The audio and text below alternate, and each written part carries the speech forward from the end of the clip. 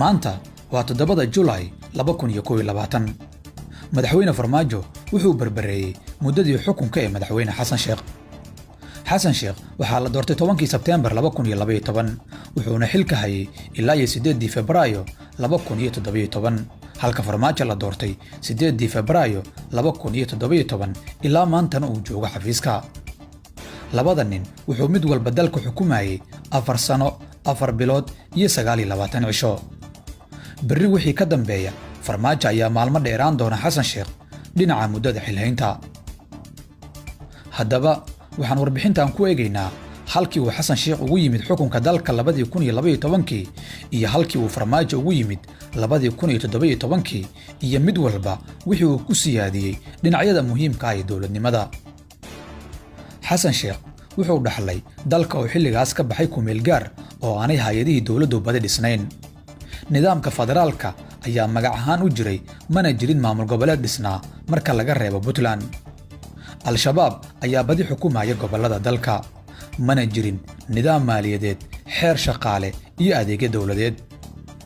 laakiin Farmaajo wuxuu awoodda la wareegay dalka oo haysta ciidan ka badan 30,000 askari, maamul goboleedyadii oo dhammaantood la dhisay, shaqaalihii oo shuruuc iyo xuquuq loo sameeyay, Al-Shabaab oo inta badan gobolada dalka laga saaray, dawlad miisaaniyad leh, dakhliga gudaha oo sareeya, maamul goboleedyada iyo dawladda federaalka oo wada shaqaynaya, iyo xiriirka beesha caalamka iyo dalalka darisku la leeyihiin Soomaaliya oo ah mid wanaagsan. haddaba waxaan dib u eegis ku samaynaynaa nin walba halkii uu shaqada ugu yimid iyo halka uu gaarsiiyey. 4 sano 4 bilood iyo 29 cisho oo ay Farmaajo iyo Xasan ka siman yihiin wuxuu nin walba u adeegsaday si gaar ah aad u kala fog oo eedo iyo ammaanba leh. Xasan Sheekh wuxuu dhammaystiray dhismihii maamul goboleedyada, wuxuu qabtay nuuc doorasho oo ka beddelantii ay qabteen dawladihii isaga ka horreeyay. doorashadii uu qabtay waxay ahayd mid ay dhammaan maamuladu raalli ka wada ahaayeen.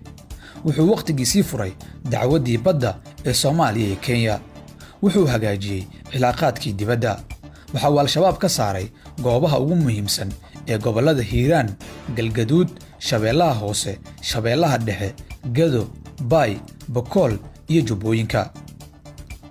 wuxuu ka shaqaysiiyey bangigii dhexe ee dalka, hanti dhawrka iyo xisaabiyaha guud. xilligiisii waxaa la dhisay waddooyinka halbowlaha u ah caasimadda, isbitaalka Digfeer, garoonka Aadan Cadde iyo dekedda magaalada Muqdisho.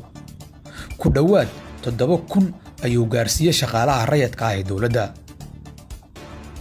4 sano 4 bilood iyo 29 cisho kadib wuxuu awoodda wareejiyey dalka oo leh meel laga sii ambaqaado. Xasan Sheekh waxaa lagu eedeeyaa xukuumaddiisii inay ahayd mid musuqmaasuq badan iyo inay doorashadii xildhibaanada si qaldan u maaraysay. Farmaajo 4 sano wuxuu joogteeyey mushaarka shaqaalaha iyo ciidanka, waxa uu dayactiray xarumo dawladeed, wuxuuna ka shaqeeyey mashruuca deyn cafinta Soomaaliya. Farmaajo waxay 4 sano ka dhammaatay isagoo maamul goboleedyadii hana waayay, dagaalla ka riday Gado, Dhuusamareeb iyo Baydhabo. wuxuu duulaan ku qaaday siyaasiyiintii la tartantay, wuxuu diiday banaanbaxyadii dastuuriga ahaa, wuxuu rasaas u adeegsaday dibadbaxyaal uu ku jiray ra'iisul wasaarihiisii hore, wuxuu weerar ku qaaday madaxweynihii isaga ka dhigay ra'iisul wasaaraha iyo midkii xilka ku wareejiyey. wuxuu ku guuldaraystay inuu qabto doorasho nooc cusub ah, wuxuu samaystay muddo kororsi. caasimadda ayaa markii ugu horreysay laga qaxay tan iyo markii ay ciidanka Itoobiya ka baxeen. xaaladda dalka ayaa gaartay in madaxweynihii lagu aamini waayo amnigii dalka iyo doorashadii oo markii dambe uu iska wareejiyey. xiriirka beesha caalamka iyo dalalka dariska ah ayaa xumaaday.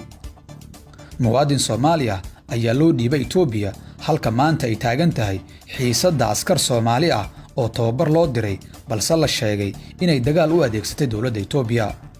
weli doorashadii dalku ma bilaaban. 4 sano 4 bilood iyo 29 cisho oo uu Farmaajo xafiiska joogay ayaa maanta ku eg. maadaama aan weli doorashadii si rasmi ah u bilaaban, waxay ka dhigan tahay inuu bilo kale sii joogi doono fila Soomaaliya, sidaas ayuuna xagga waqtiga kaga dheeraan doonaa Xasan Sheekh. labada ninba hadda waa musharaxiin u taagan xilka madaxweynaha Soomaaliya.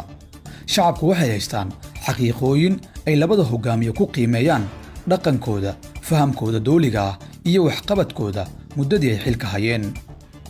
tani waxay sahli doontaa in si fudud loo kala saaro haddii ay noqdaan labada nin ee isugu soo hara wareegga ugu dambeeya ee tartanka madaxweynaha. maxay kula tahay adiga?